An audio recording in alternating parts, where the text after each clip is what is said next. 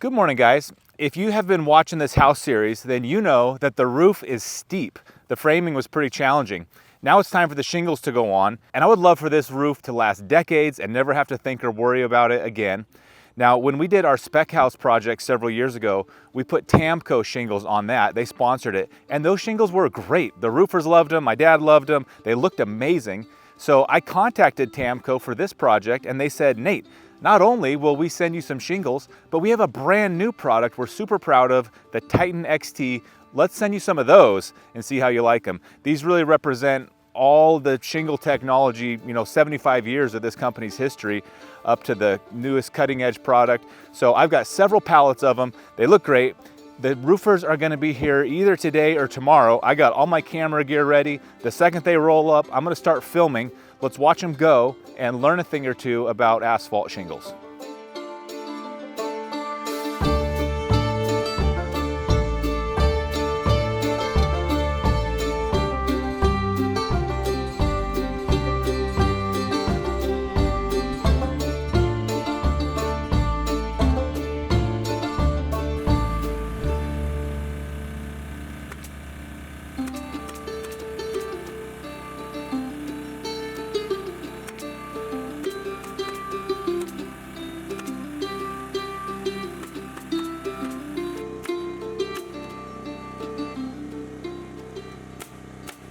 Undoubtedly, the main reason asphalt shingles are so popular here in the US is because it's such an affordable option.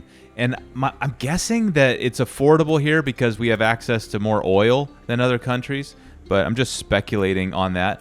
But they work great for a roof. They keep the rain out, they can resist impact and wind. In fact, these shingles are rated to withstand wind up to 160 miles per hour, which is completely insane. That's got to be getting close to class 5 hurricane level wind, which is enough to rip some houses right off their foundation. So I don't know how they do that, but it's pretty impressive.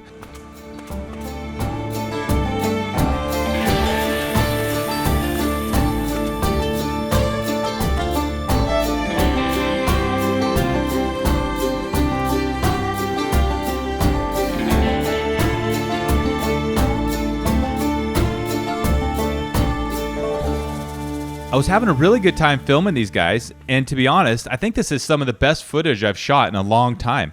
I got this new lens that let me zoom right up in tight on where they're working, and it really helped me because I was able to get all of the close-up shots that I wanted to get without having to crawl right up on the roof next to them and be right in the middle of their way while they're trying to get the job done.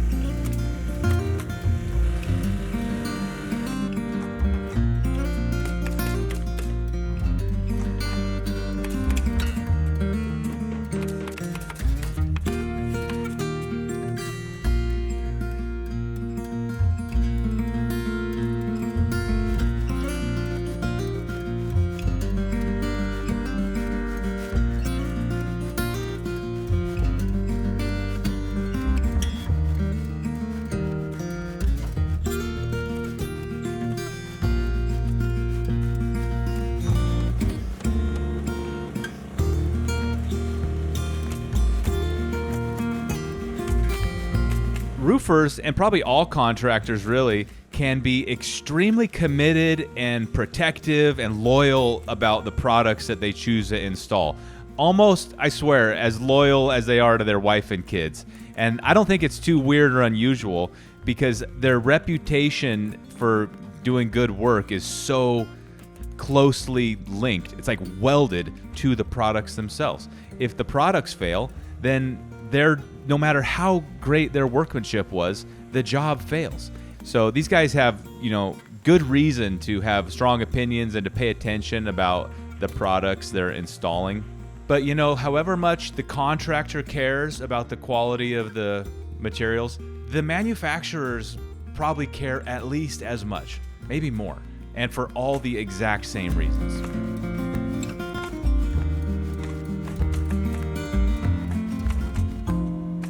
These shingles represent a building material that has been in steady evolution and a state of improvement for hundreds of years. Back in the day, in the early 1800s, roofers would just lay heavy paper across the roof and then coat that with a pine tar, which is like a sticky oil that comes from like boiling wood. Well, not boiling it, but like heating it up, kind of like charcoal. And then they would sprinkle sand on top of that. Then they started doing the same thing, but with coal tar, which was more available as oil production ramped up across the U.S. And the innovations from there have basically never stopped. They've used all sorts of different tars and refined tar products and eventually asphalt. They used papers and felts and even cotton for the base. At one point in the 50s, all the manufacturers basically got on the same page and started making shingles the same size, which is this size that you're looking at here, 12 inches by 36. Then in the 60s, the industry started experimenting with fiberglass as the base, which is what is used in these shingles, and I'll show you that here in a minute. When you think about a roof, just visualize a gigantic Venn diagram with like 5 or 6 circles all overlapping. It's got to be wind and fire resistant, UV resistant, impact resistant. It's got to be affordable. It's got to be easy to install. It's got to handle big temperature swings. Just so many things.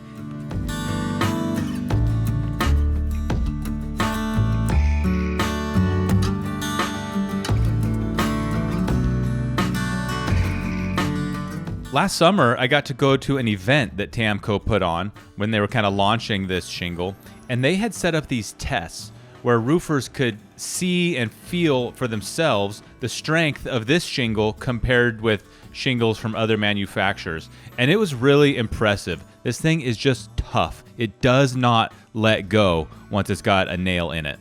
While I was there, I got to sit down with a couple of their higher ups and put a microphone on them and hear a little more about the company and how they work.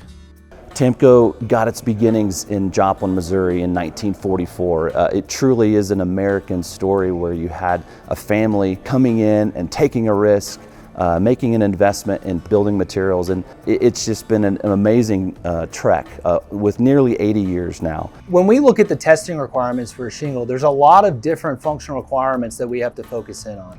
First and foremost is the fact that we care not only about the initial performance, but how it's going to do 10, 20, 30, 40 years down the road. And we can test and evaluate that in a number of different methods using accelerated weathering techniques that really focus on the different parts of weathering capability. And it's really fourfold. You have UV protection and erosion that happens. You have moisture susceptibility.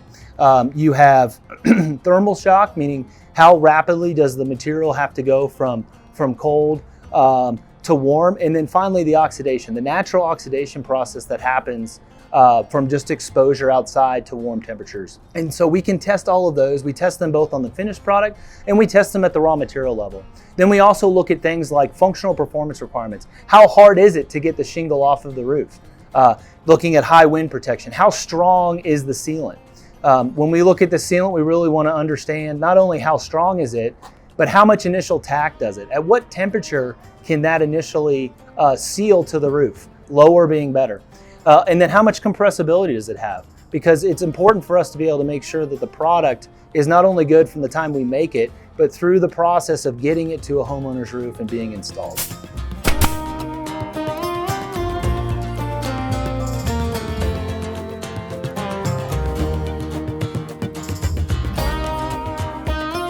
Let me give you guys a little closer look at these shingles here.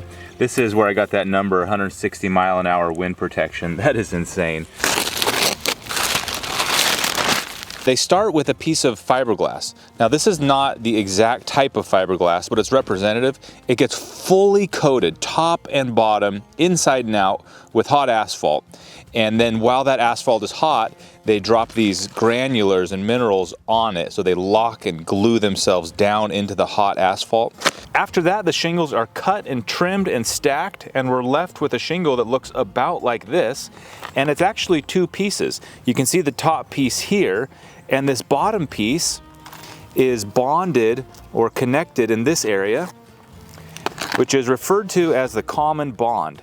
And on the Titan XT, the common bond has this extra piece of polyester reinforcing that connection. It's really important, not just because it's where the two pieces are connected, but it's because this is the area where the nails go. This nail strip on the Titan XT is massive, 1.5 inches, maybe 1 5/8, which allows the installers to move really quick. Boom, boom, boom, boom. They don't have to aim quite as carefully. Although you may have noticed our installers are actually aiming quite carefully. They're placing the nails much closer to the bottom edge of the nail strip, and that's intentional because that allows the nail to assist in connecting these two pieces of the shingle. It's kind of like some extra insurance and really shows the care that our installers are doing. They're going above and beyond. When the shingles are laid out like so and the nails are put in here, those nails go through the bottom shingle in this area. So that means every shingle is nailed in 2 strips, right here and right here.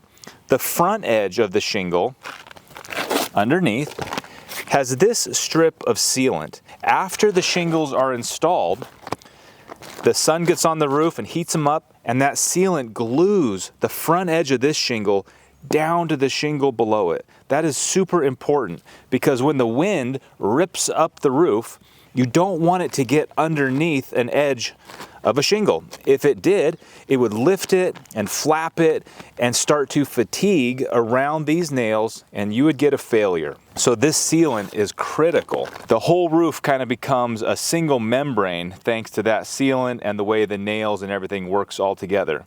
Now, one more thing I'll show you because it's cool. You might have noticed this strip right here. This is not sealant. This is more like anti-sealant. There's probably a technical term. This keeps the shingles, while they're bundled and on pallets, from sealing themselves together. Check it out. The sealant on the front edge of this shingle is safely resting on this strip so that it doesn't activate before it's installed. So now you're an expert. Let's get back and watch these guys finish the roof.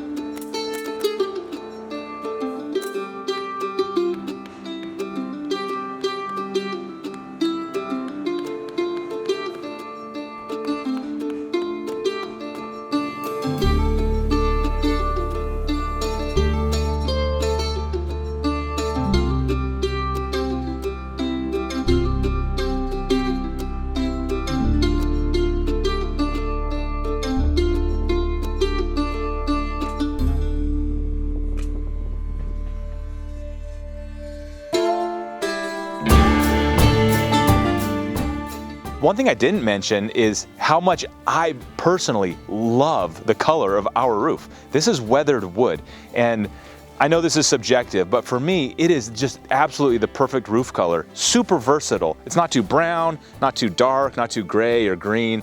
You could probably paint a zillion different house colors up against it and it would look beautiful on any of them. In my opinion, the color of the roof is as important, maybe more important than the color of the paint. Because in addition to the color, it just highlights all of those shapes and pitches and gables and everything. So to me, this is the most beautiful roof I've ever seen. I know I'm biased, but thanks for watching. Thanks to Tamco for sponsoring this and giving us this product. And thanks to all of you for keeping up with us on this project here. Keep up the good work. We'll catch you next time.